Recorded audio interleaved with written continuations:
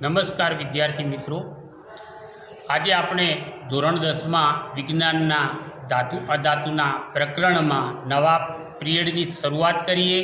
ત્યારે હું ખાસ તમને એ કહેવા માગું છું કે આ વિડીયો જોતી વખતે તમે જો મોબાઈલમાં એનો યુઝ કરતા હોય તો ઇયરફોનનો ઉપયોગ કરજો, કે જેથી મારા અવાજમાં જે પડઘો પડે છે એને નિવારી અને વિષય વસ્તુને તમે અવાજમાં સ્પષ્ટ રીતે સમજી શકો અને ક્લિયરિટી બરાબર આવે.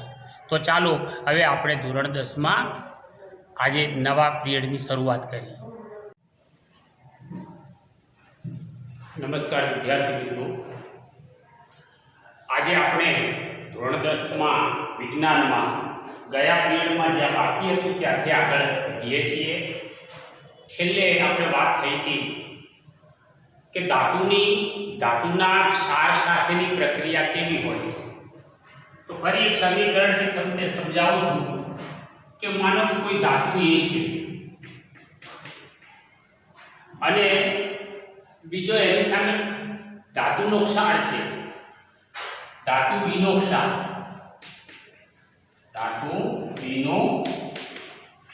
આ બંનેની પ્રક્રિયા આપણે. તો જુઓ, ધાતુ વત્તા ક્ષાર તો તમને ધાતુ વત્તા ક્ષાર જ મળશે, પણ અહીં ધાતુ પણ બદલાઈ જશે, ક્ષાર પણ બદલાઈ જશે. અહીં જે ધાતુ હતી એ ધાતુનું રૂપાંતર ધાતુના ક્ષારમાં થઈ જશે અને ધાતુનો ક્ષાર છે એનું રૂપાંતર ધાતુમાં થઈ જશે. એટલે અહીં ધાતુ એની જગ્યાએ ધાતુ એના ક્ષારનું દ્રાવણ મળશે, ધાતુ એનો ક્ષાર.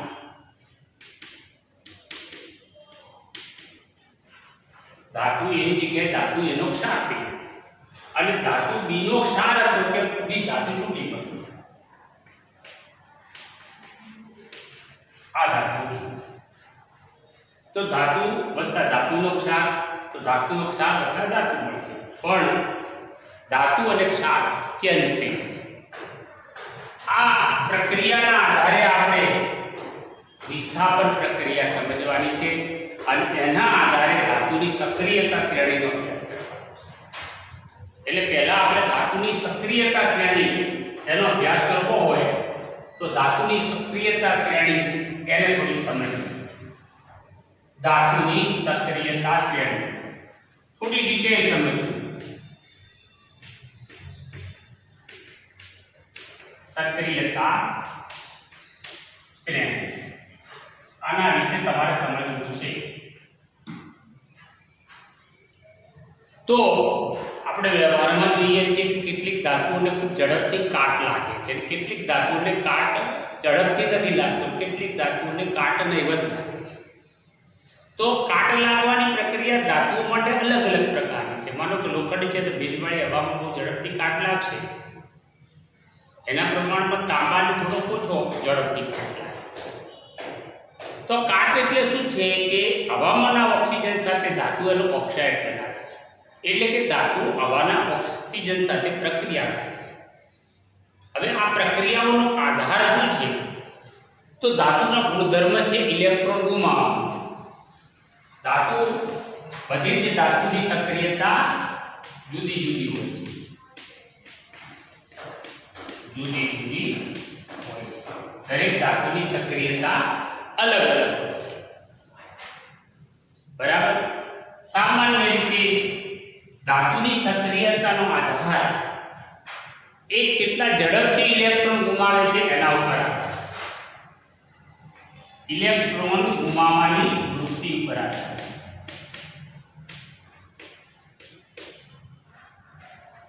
જે ધાતુ ઝડપથી ઇલેક્ટ્રોન ગુમાવી શકે છે એ વધુ સક્રિય છે, જે ધાતુ ઝડપથી ઇલેક્ટ્રોન ગુમાવી શકતી નથી એ ઓછી સક્રિય છે, એટલે કે ઇલેક્ટ્રોન ગુમાવવાની વૃત્તિ ઉપર આધાર. જે ધાતુ ઝડપથી ઇલેક્ટ્રોન ગુમાવે છે વધુ સક્રિય છે.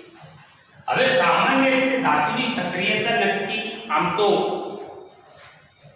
એસિડ, ઓક્સિજન, પાણી આવા પદાર્થો સાથેની પ્રક્રિયાને આધારે પણ નક્કી કરી શકાય.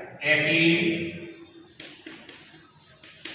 ધાતુની ઓક્સિજન સાથેની પ્રક્રિયા, ધાતુની પાણી સાથેની પ્રક્રિયા, એના આધારે પણ ધાતુની સક્રિયતાનો ખ્યાલ આવે કે ભાઈ ધાતુ છે, ધાતુની એસિડ સાથેની પ્રક્રિયા, તો કઈ ધાતુ ઝડપથી હાઇડ્રોજન વાયુ, કે ધાતુની એસિડ સાથેની પ્રક્રિયામાં શું થાય, ધાતુ એસિડ સાથે પ્રક્રિયા કરે એટલે મોટા ભાગે હાઇડ્રોજન વાયુ ઉત્પન્ન કરે, તો જે ધાતુ ઝડપથી હાઇડ્રોજન અને વધારે પ્રમાણમાં હાઇડ્રોજન મુક્ત કરે છે બધું સક્રિય છે.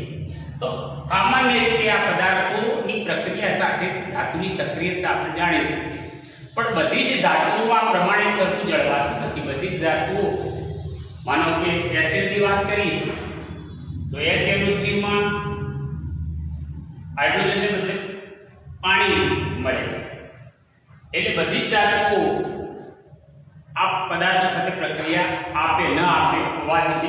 એટલા માટે ધાતુની સક્રિયતા નક્કી કરવા માટે ખાસ કરીને વિસ્થાપન પ્રક્રિયાનો ઉપયોગ કરવામાં આવે છે. હવે આ વિસ્થાપન પ્રક્રિયા એટલે શું, આપણે એને હવે સમજવાનું છે. ધાતુની સક્રિયતા નક્કી કરવા માટે વિસ્થાપન પ્રક્રિયાનો ઉપયોગ કરવામાં આવે છે. હવે વિસ્થાપન પ્રક્રિયાને આપણે સમજવી હોય તો એના માટે પ્રવૃત્તિ વિચારીએ. એક પ્રવૃત્તિનો વિચાર કરીએ. દાખલા તરીકે બે બીકર છે,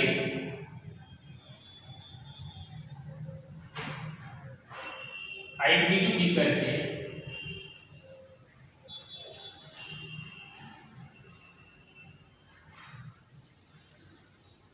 આની અંદર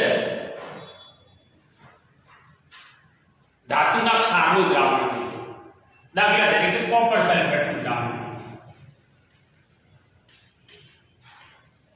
કોનું દ્રાવણ લીધું?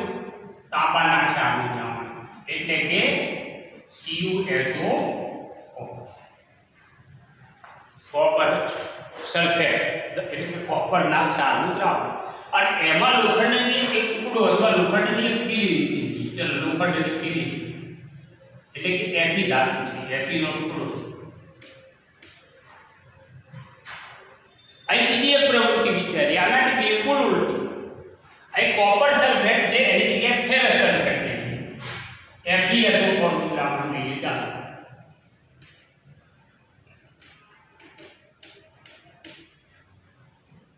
આ FeSO અને કોપર ધાતુનો ટુકડો નાખીએ.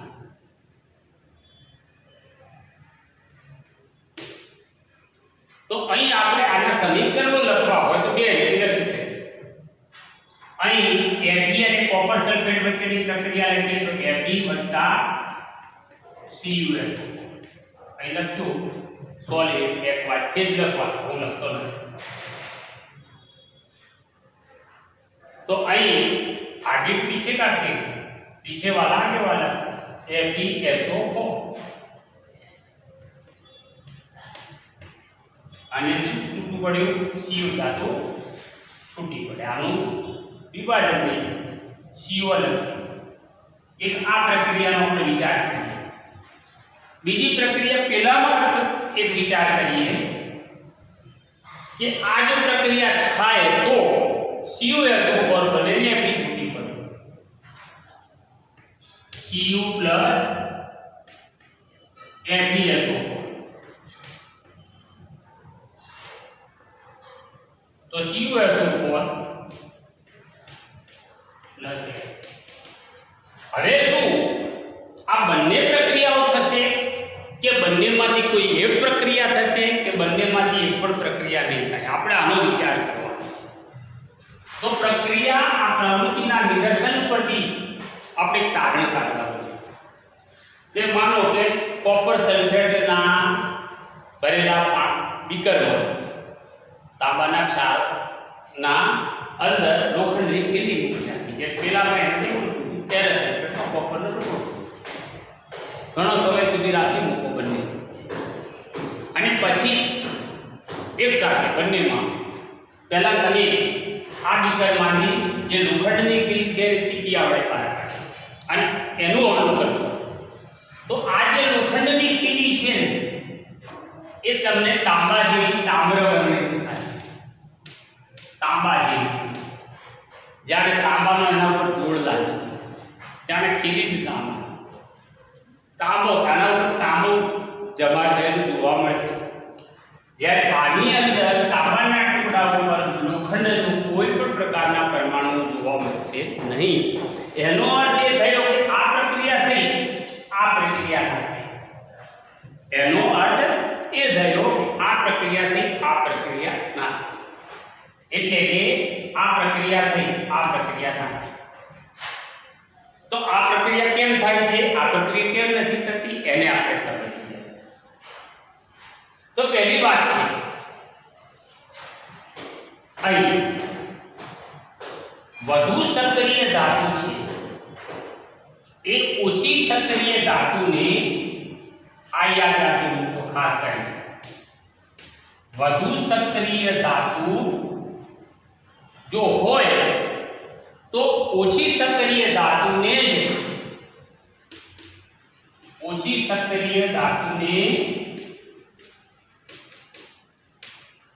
તેના ક્ષારના દ્રાવણમાંથી મુક્ત કરે છે.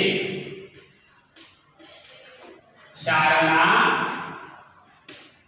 દ્રાવણમાંથી છૂટી પાડે છે, વિસ્થાપન કરે છે.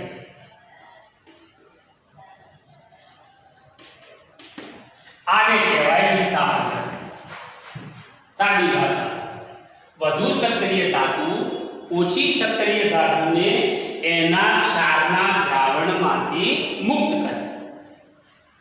તો અહીં જો કોઈ ધાતુ બીજી ધાતુને એના ક્ષારના દ્રાવણમાંથી છૂટી પાડી શકતો હોય, કોઈ ધાતુ માનો કે એ ધાતુ બીને એના ક્ષારના દ્રાવણમાંથી બી ધાતુને છૂટી પાડી શકે તો એ વધુ સક્રિય ધાતુ. છૂટી પાડી શકે તો એ તાકાત,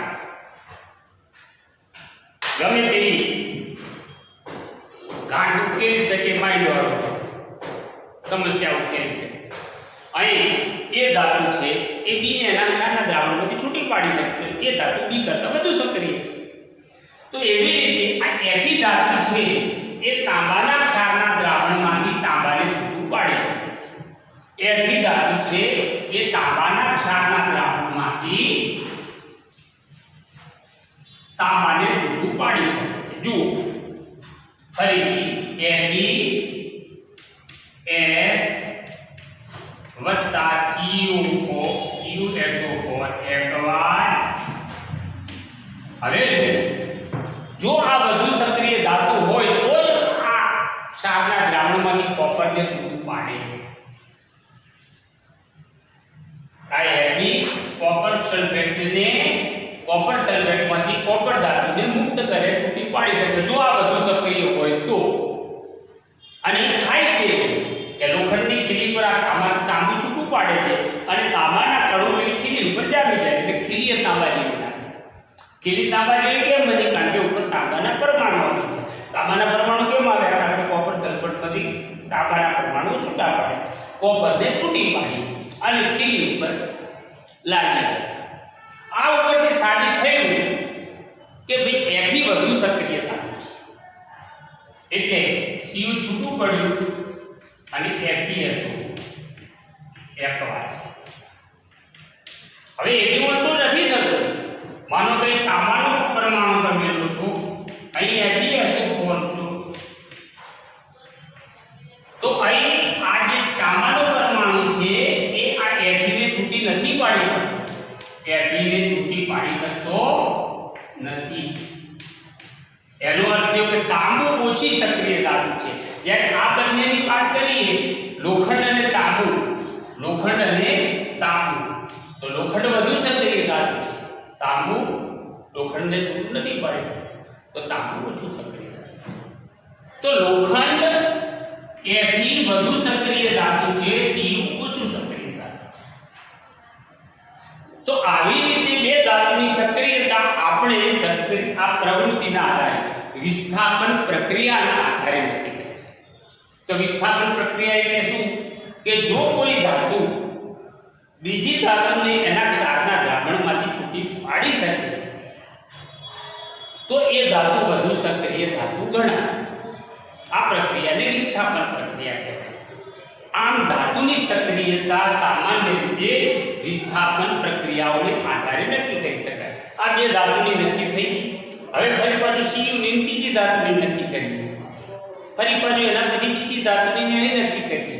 તો તો આ રીતે વિસ્થાપન પ્રક્રિયાઓને આધારે ધાતુની સક્રિયતાને નક્કી કરી અને બધી જ ધાતુની સક્રિયતા નક્કી થયા પછી એને એક ઉતરતા કે ચડતા ક્રમમાં ગોઠવવામાં આવે અને એક ક્રમની જે શ્રેણી બને છે એને ધાતુની સક્રિયતા શ્રેણી તરીકે ઓળખવામાં આવે.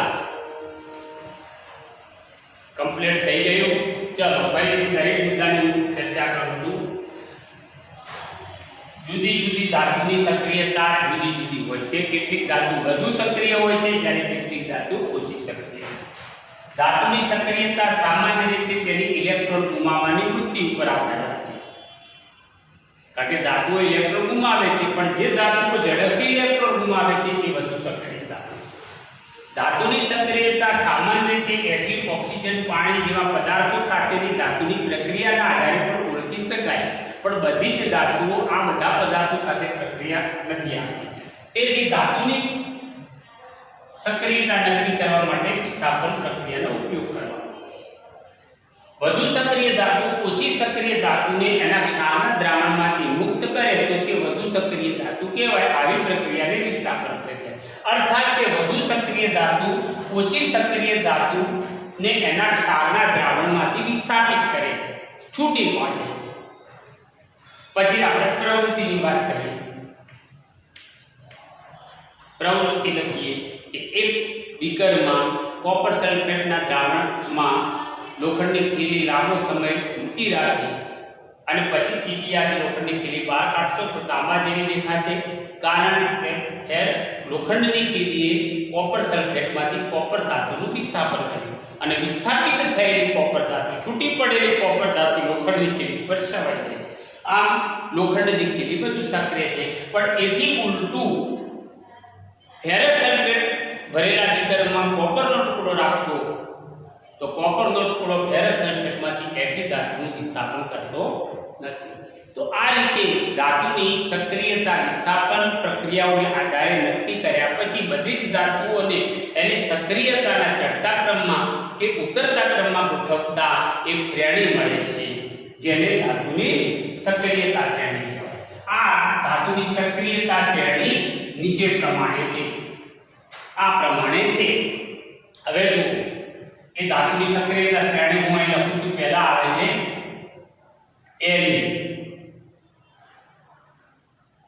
Li, કે સૌથી વધારે, પોટેશિયમ સૌથી વધારે સક્રિય ધાતુ છે. એનાથી થોડી ઓછી પણ વધુ સક્રિય ધાતુ છે Ni. કે વધુ છે એને કરતા ઓછી Ca કરતા પણ ઓછી સક્રિય ધાતુ Mg છે. Mg પછી એલ્યુમિનિયમ, પછી Zn આવે, Zn પછી Fe આવે છે, પછી Pb આવે છે,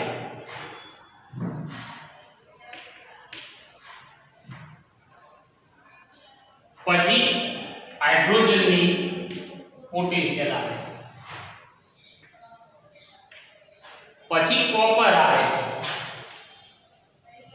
હાઇડ્રોજન પોટેન્શિયલ કરતો આમાં બે સ્પષ્ટ ભાગ પડી જશે. આ વધુ સક્રિય ધાતુનો વિભાગ છે. પછી Hg આવે, પછી Eg આવે અને પછી Eg.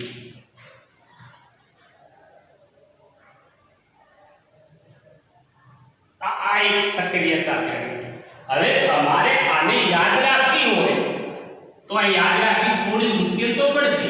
તો તમે કોઈ શબ્દને આધારે આ તમે યાદ રાખી શકો. દાખલા તરીકે ક લખો, અહીં એને નો ના લખો, અહીં કા લખો, આ મગ લખો Mg નો, અલ લખો, જલ લખો,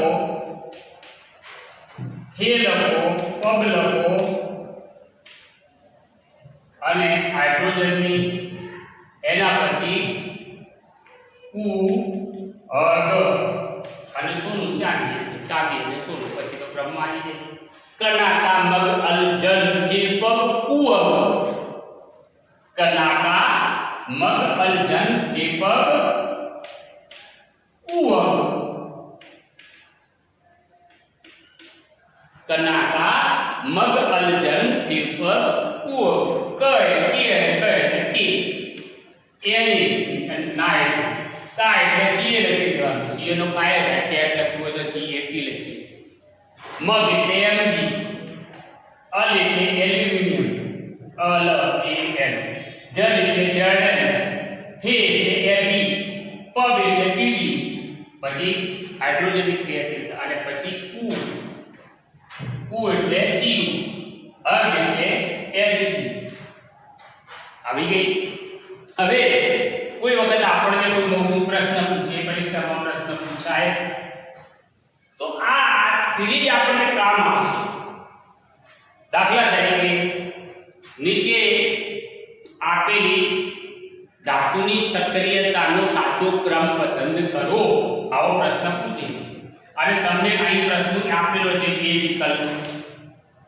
બી વિકલ્પ આપ્યો છે સી વિકલ્પ આપ્યો છે ડી વિકલ્પ આપ્યો છે આવા ક્રમ આપ્યા દાખલા તરીકે એમજી સીએ એલ અને એબી બીજો ક્રમ આપ્યો છે દાખલા તરીકે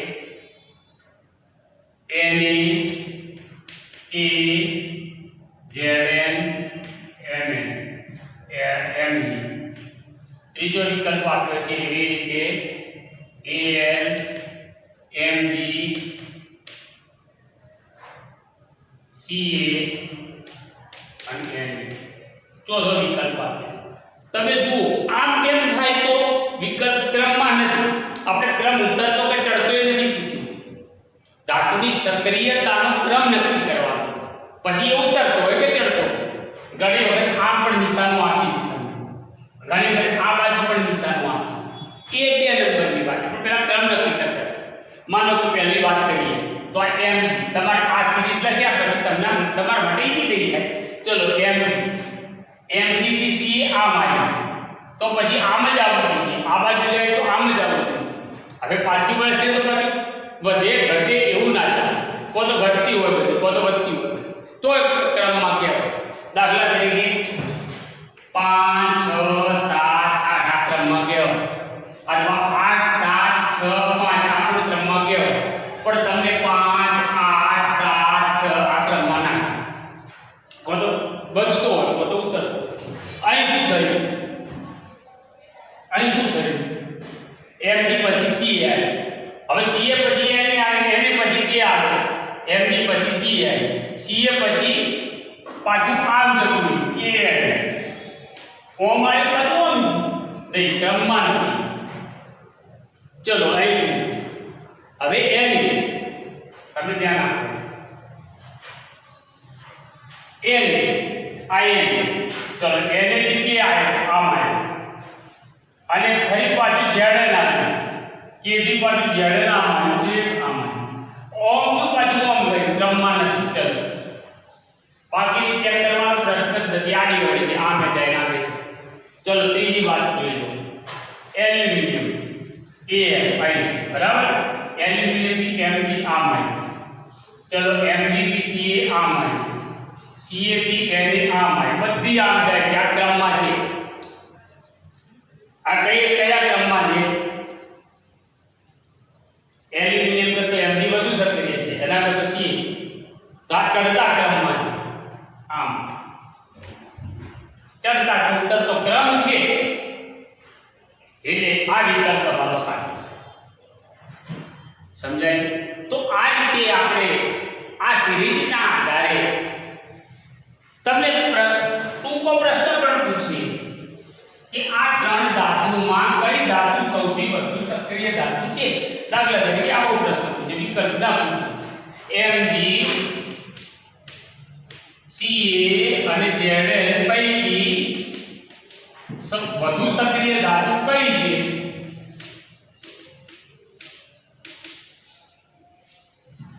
કઈ છે તો તમારે જોઈ લેવાનું કે આ ત્રણોમાંથી આ બાજુ જે આપતી હોય છેલ્લે એ વધુ સક્રિય ધાતુ છે એમજી ક્યાં છે Mg આ છે, પછી Ca ક્યાં છે? આ છે. Zn ક્યાં છે? આ છે. તો આ બાજુ વાળે વધારે સક્રિય, ઓછી સક્રિય પૂછી હોય તો Zn ઓછી સક્રિય. મૂળ તમને શ્રેણીની ખબર હોય તો ગમે તે રીતે પૂછો.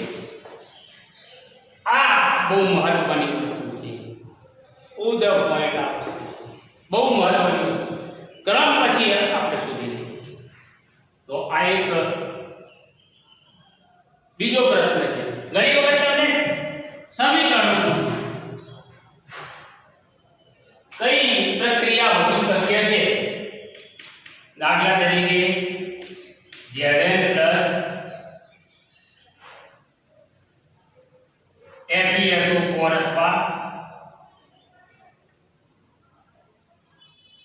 CuSO4 MgSO4 જે લખો CuSO4 તો ZnSO4 પ્લસ Cu. એવી રીતે બીજી આપી છે Ag પ્લસ બીજું કોઈ અહીંયા આપ્યું છે. આ રીતે 3-4 પ્રક્રિયાઓ આપી. તમે જોઈએ કે જો આ અલગ ધાતુ છે વધુ સક્રિય હોય તો પ્રક્રિયા શક્ય થાય. વધુ સક્રિય ન હોય આની અંદર આ બે ધાતુનું સંતુલન કરવાનું. જો આ એકલી ધાતુ લખી છે એ વધુ સક્રિય ધાતુ હોય તો જ આ છૂટી પડે તો પ્રક્રિયા શક્ય છે. જોઈ લો આમાં પ્રક્રિયા શક્ય છે તો Zn ક્યાં છે? અહીં. Cu ક્યાં છે? પાછળ છે. તો આ Zn વધુ સક્રિય ધાતુ છે જે CuSO4 માંથી Cu ને છૂટી પાડશે માટે આ પ્રક્રિયા શક્ય છે. હવે એની ઉલટી લખી દે એવું કશું નથી. Cu પ્લસ ZnSO4 તો CuSO4 પ્લસ Zn આવું લખે આવી લખે આવી 3-4 પ્રક્રિયાઓ લખે. જો આ શક્ય નથી કારણ કે આ ઓછી સક્રિય ધાતુ છે. Zn એ ઓછી સક્રિય ધાતુ વધુ સક્રિય ધાતુને છૂટી ના પાડી શકે. એટલે આ પ્રક્રિયા તો પ્રક્રિયાઓ લખે, ટૂંકો પ્રશ્ન લખે, સિરીઝ લખે, ક્રમ લખે, કોઈ પણ રીતે લખે તો આ નોલેજ આપણા માટે અત્યંત જરૂરી છે. તો વિદ્યાર્થી મિત્રો મને વિશ્વાસ છે કે ધાતુની સક્રિયતા શ્રેણી તમને ખ્યાલ આવી ગયો હશે. બરાબર. ફરીથી એકવાર પુનરાવર્તનના મુદ્દા લઈએ. શું ભણ્યા? પહેલા મુદ્દામાં દરેક ધાતુની સક્રિયતા અલગ અલગ હોય છે. કેટલીક ધાતુ વધુ સક્રિય છે, કેટલીક ઓછી સક્રિય છે. ધાતુઓ ઇલેક્ટ્રોન ગુમાવવાની વૃત્તિ ધરાવે છે. જે ધાતુના પરમાણુ ઝડપથી ઇલેક્ટ્રોન ગુમાવી શકે એ વધુ સક્રિય હોય છે. ધાતુની સક્રિયતા નક્કી આમ તો ધાતુની એસિડ, ઓક્સિજન વગેરે સાથેની પ્રક્રિયાથી પણ નક્કી કરી શકાય, પણ બધી જ ધાતુઓ આ પદાર્થો સાથે પ્રક્રિયા કરતી નથી. દાખલા તરીકે સોનું છે તો ઓક્સિજન સાથે પ્રક્રિયા કરતું નથી. તો ધાતુની સક્રિયતા નક્કી કરવા માટે વિસ્થાપન પ્રક્રિયાનો ઉપયોગ કરવામાં આવે છે. એના પછી આપણે બે પ્રવૃત્તિ, એ પ્રવૃત્તિના બે સમીકરણો પરથી વિસ્થાપનની વ્યાખ્યા કે વધુ સક્રિય ધાતુ જ ઓછી સક્રિય ધાતુને એના દ્રાવણમાંથી છૂટી પાડી શકે. આમ વિસ્થાપન પ્રક્રિયાના આધારે પછી આપણે સિરીઝ લખીએ, એને ઉતરતા કે ચડતા ક્રમમાં મૂકીએ. આટલા મુદ્દા આપણે આજે ભણ્યા છીએ. બીજા પીરિયડમાં આપણે હજુ ધાતુ અને અધાતુ વચ્ચેની પ્રક્રિયાઓ કરીશું. ધન્યવાદ.